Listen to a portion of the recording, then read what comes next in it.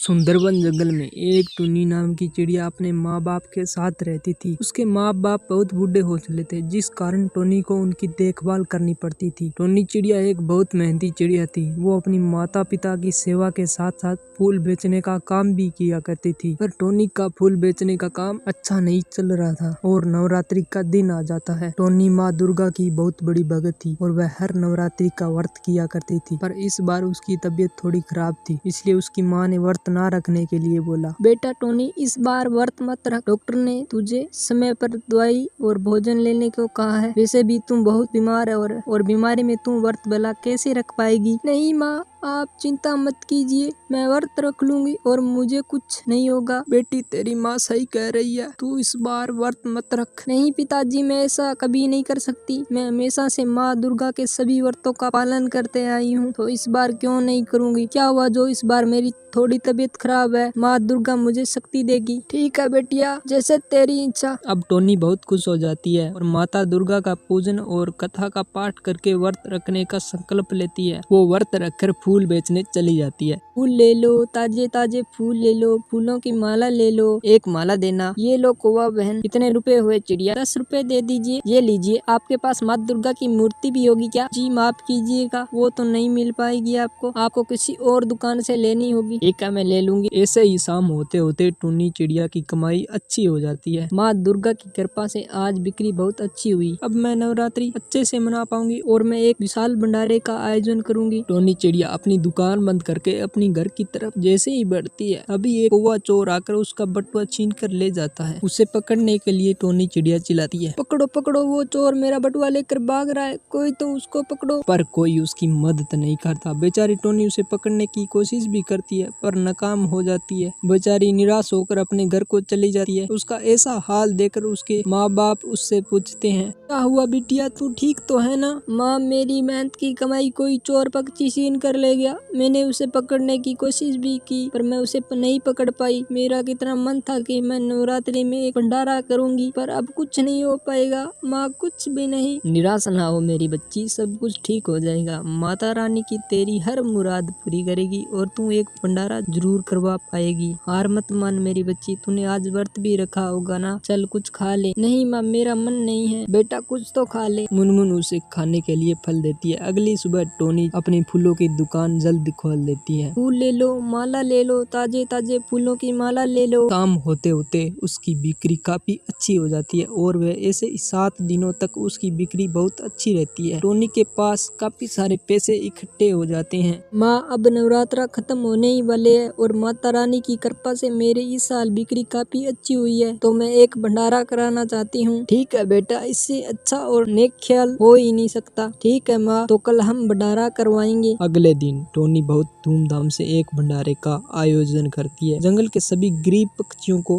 भोजन करवाती है। बेटा, माता रानी तुझ पर अपनी मेहर हमेशा बनाए रखे। तू नहीं जानती बच्ची कि तू कितना नेक काम कर रही है। हम गरीबों को भोजन करवा के आप जैसे पक्षी लोगों की सेवा करना हमारा धर्म है। बाबा जी, जीती रहे बेटा, जीती रहे। माता रानी तुझ पर हमेशा अपना आशीर्वाद बनाए रखे, तेरी हर मुराद पूरी करे। टुनी सभी गरीब पक्षियों को भोजन करवाकर बहुत खुश थी। अगले दिन नवमी थी। टुनी आज सुबह उठकर कन्याओं के लिए भोजन तैयार करती है। खाने में हलवा, पूरी, छोले, खीर आदि बनाती है। टोनी पहले माता रानी को भोग लगाती है और उसके बाद कन्याओं को भोजन करवाती है और कन्या पूजन करती है। हे छोटी छोटी माँ दुर्गाओं, अपना आशीर्वाद मुझ पर और मेरे परिवार पर हमेशा बनाए रखना। अब वह सभी कन्या पक्षी टोनी को आशीर्वाद देकर चली जाती है। कुछ ही महीनों में टोनी का काम बहुत अच्छे से चलने लगता है और वह अपनी कई फूलों की दुकान खोल लेती है। टोनी ऐसे ही हर साल माता रानी के नाम पर विशाल भंडारे का आयोजन करती है और गरीबों को भोजन करवाती है।